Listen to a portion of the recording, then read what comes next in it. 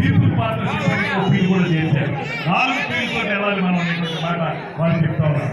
ప్రజల భాగస్వామ్యం, ప్రైవేట్ ఇన్వెస్టర్ల యొక్క పెట్టుబడి, ప్రభుత్వం యొక్క చిత్తశుద్ధి, ఈ మూడింటిని కలిపి ప్రజల భాగస్వామ్యం, ప్రభుత్వ భాగస్వామ్యం, పెట్టుబడిదారుల భాగస్వామ్యంతో పర్యాటక రంగాన్ని వృద్ధి చేయాలనేటువంటి ప్రయత్నం మనం చేద్దాం. దానికి మీరు అందరూ సహకరించాల్సిందిగా మళ్ళీ కోరుకుంటూ, చాలా కార్యక్రమాలు ఉన్నాయి. ఒకవేళ రాగలుగుతాను లేదో అనుకున్నాను, రాకపోతే నేను గట్టిగా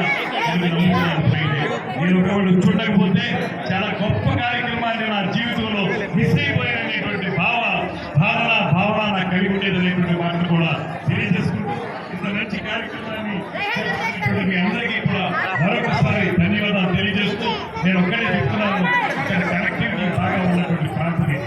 ఇక్కడ చెన్నై నుంచి కానీ, తిరుపతి నుంచి కానీ ఫ్లైట్ కనెక్టివిటీ, అదేవిధంగా రైలు కనెక్టివిటీ, వాటర్ కనెక్టివిటీ ఉన్నటువంటి ప్రాంతం.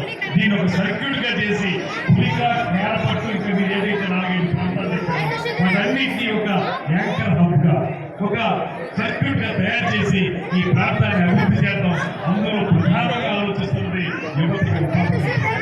ఎప్పుడైతే పర్యాటక రంగం వృద్ధి చెందుతుందో 100% కూడా అన్ని రంగాల కంటే కూడా ఎక్కువగా యువతకి ఉపాధి కల్పించగలిగేటువంటి రంగం పర్యాటక రంగం. దాన్ని ముందు తీసుకెళ్దాం అనేటువంటి మాటని మరొకసారి గుర్తిస్తూ, అవకాశం ఎదుర్కోవడానికి నేను కూడా వస్తాను, వచ్చి మళ్ళీ అక్కడ కార్యక్రమాలు చూస్తామనేటువంటి మాటని తెలియజేసుకుంటూ మీ అందరూ ఒక సెలవు తీసుకుంటాను. నమస్కారం. జై హింద్.